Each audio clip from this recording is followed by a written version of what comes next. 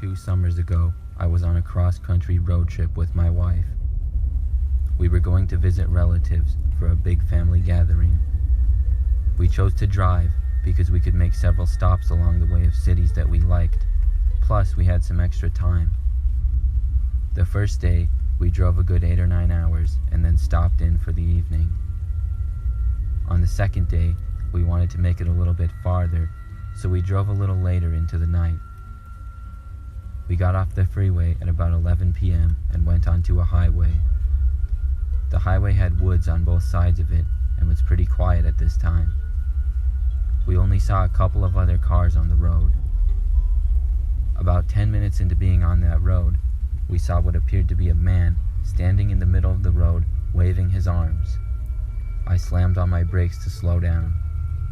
When we got closer, we could see that it was an older-looking man who appeared to be in his 70s. He looked like he was in trouble, and we stopped the car. The old man came up to my driver's window, and I rolled it down just a crack. He seemed genuinely concerned.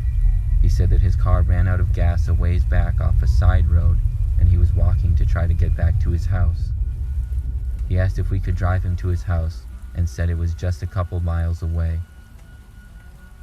My instant reaction, of course, was to say no, and I really wished that I did. But the old man seemed so harmless, so I figured why not help the guy out. I told him to get in the back and I would give him a ride. He got into the back seat of my car and said thank you to us several times. Then he told us his house was just up the road and he had some gas he could take to his car in his other truck. He directed us to his house. We drove up the road about a mile, then took an exit to a very quiet road surrounded by dense woods on both sides. We continued down this road for a minute or so when the man told us to turn at what appeared to be a driveway. I pulled into it and asked the man if this was his driveway. He said yes, but then asked if we could drive farther up. It was a skinny driveway that winded around, and I could not see very far in front because of all the trees. I kept driving down the skinny drive. I started to get a bad feeling. Then the skinny road turned into a clearing. The man said this was fine and we could drop him off here. Then he got out of my car. But as soon as he got out, I saw movement coming from the woods behind my car. Then I turned and saw more movement in the front. I didn't hesitate at all, and I stomped on the gas and put my car in reverse, not even knowing what it was. My wife then started to scream. I looked and saw multiple men running at my car from 2 different directions. I backed out the skinny driveway as fast as I could.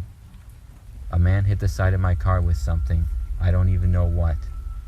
I got out of the driveway and back onto the road and sped off to the highway. My wife was shaking, and I have to admit that I was too. I don't know what kind of trap that old man was trying to lure us into, but I know I'm never stopping to pick anyone up again.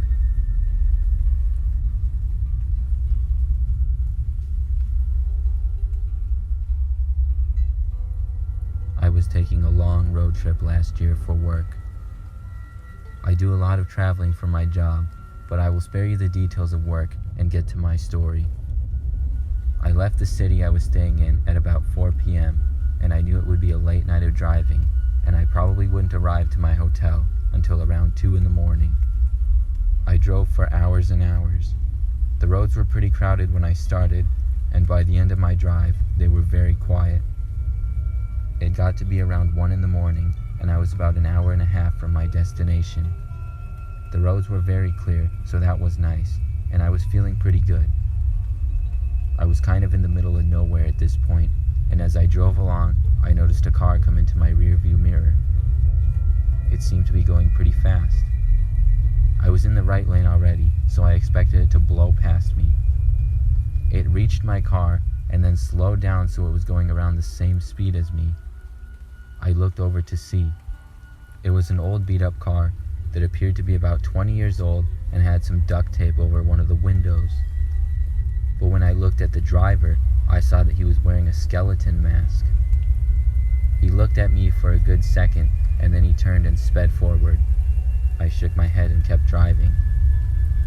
He went past me and then turned into my lane in front of me and drove about 5 car lengths ahead of my car, but maintained that same speed. When I looked in my mirror again, I saw more cars approaching. They too were going pretty fast. They reached my car and the first one began to pass me. I glanced over to see that this man was also wearing a skeleton mask. He passed me and drove side by side with the car ahead of me. The next car pulled forward and then another. Every driver of these cars were wearing skeleton masks. I looked behind me and saw even more cars. By now, I was completely surrounded by these skeleton mask drivers.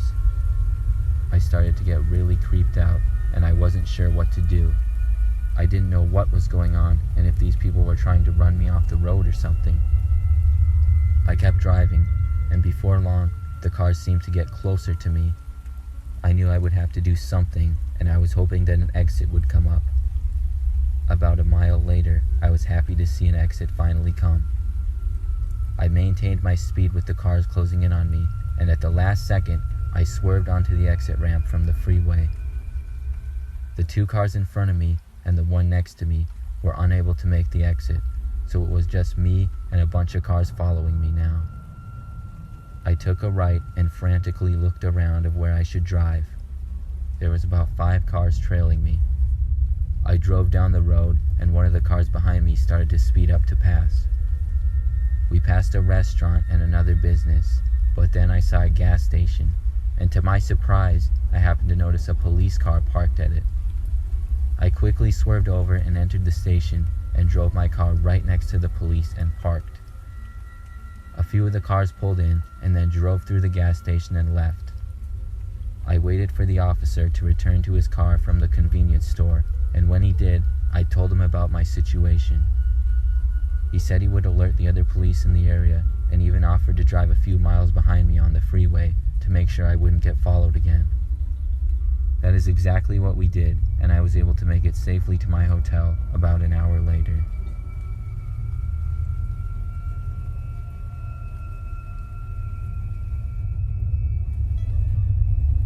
A few years ago, I was on a cross-country road trip because I was moving from one side of the country to the other. It was just me all by myself, and I enjoyed being able to live out of my car for a while. The only problem was that I had an old car that was on its last legs. I was planning to purchase a new car and get rid of the old one, but I decided to wait until after I moved because of all the hassle. The car would occasionally die, but for the first part of the trip, it did great. On the 3rd day, it was really hot, and after driving almost non-stop for about 10 hours, night came and I was driving on the highways. Then I felt my car starting to die. It was about 9 p.m. and the road I was on was very quiet. It was not a major freeway because I was taking what the map told me was a shortcut. Instead, it was a little highway surrounded by mainly woods. I did not want to be stranded here. My car slowed down and came to a stop on the side of the road. I shut it off and waited a few minutes before trying to start it again. When I did, nothing happened at all. Then I took out my phone to call for help. But unfortunately, I saw that I had no service. I wasn't sure what to do. I decided to walk out of my car and see if my service would work a little ways up the road. I walked about 20 feet up the road looking at my phone to see if I would receive any bars. Just then, I heard a noise come from the woods. I thought it was probably a deer, but when I looked, I didn't see a deer. Instead, I saw legs of a man.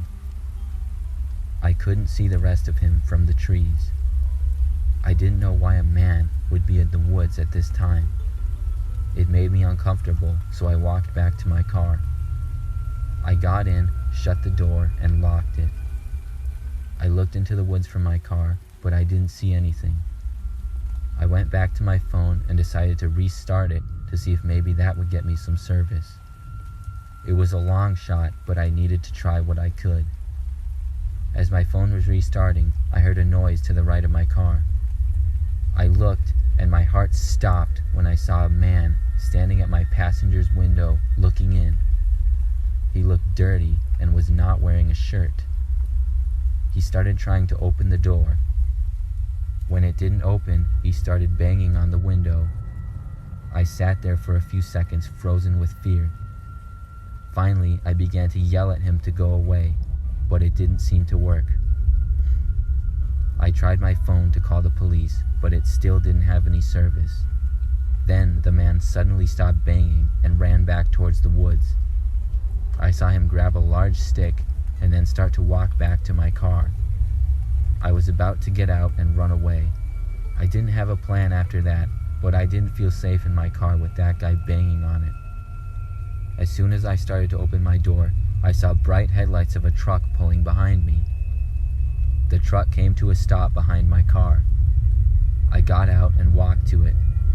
It was a large-looking man who was wearing a camo jacket and started to ask if I needed a tow, but in the middle of his sentence, he saw the man with the stick arrive at my car. I told him the man seemed to be insane and was trying to get into my car. The man in the truck then reached under his seat and grabbed a gun and got out and yelled at the man. When the shirtless guy saw the gun, he dropped his stick and put his hands in the air. The man from the truck gave me his phone and told me to call the police. Luckily, he had service on his phone, and we waited until the police showed up. It was a crazy night that I will never forget. The old man got taken away and my car got towed. I stayed in a nearby town at a hotel that night, and after my car was fixed, I sold it as soon as I got to my new house.